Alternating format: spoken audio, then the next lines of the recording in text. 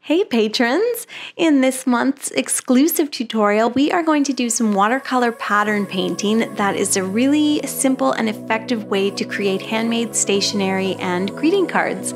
So let's get started.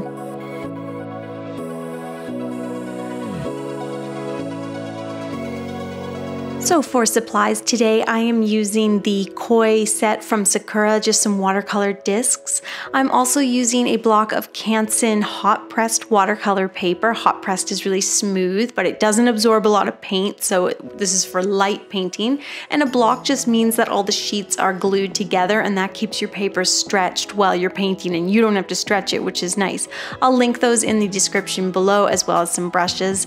And then I'm using greeting cards, just blank cards that I always find at the dollar store. A nice card and envelope set is like $1 for 6 of them.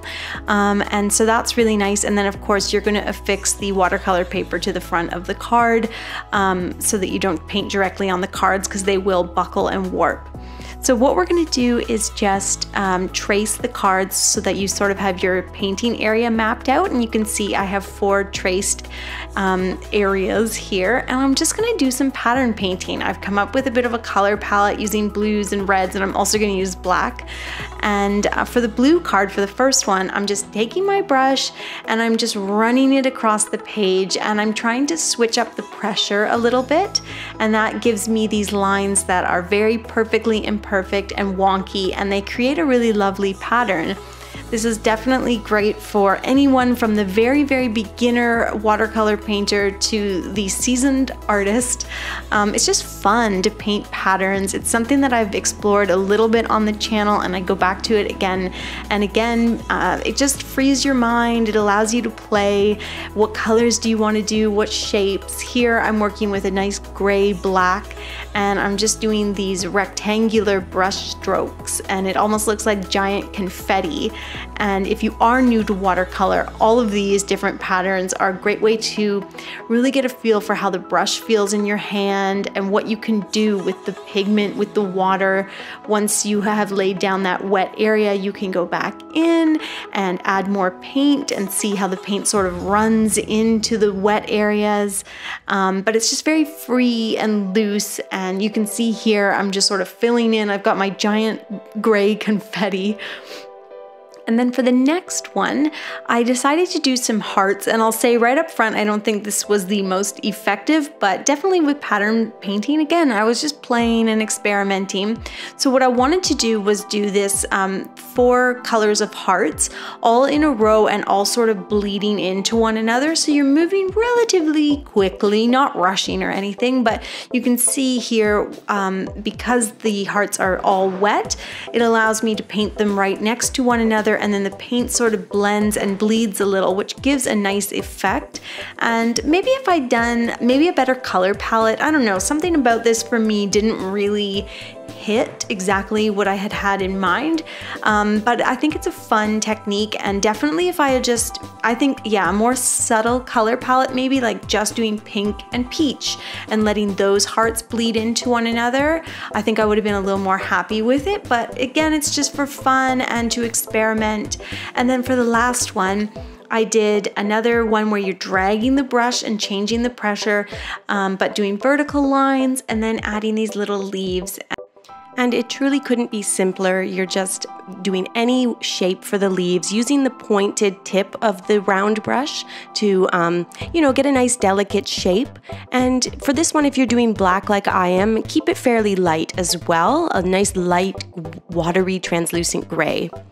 Because we're going to write over it, and that's exactly what I'm doing here, is adding, mixing up a bit of black gouache, and gouache is also a water-based paint like watercolor, but it's much more opaque.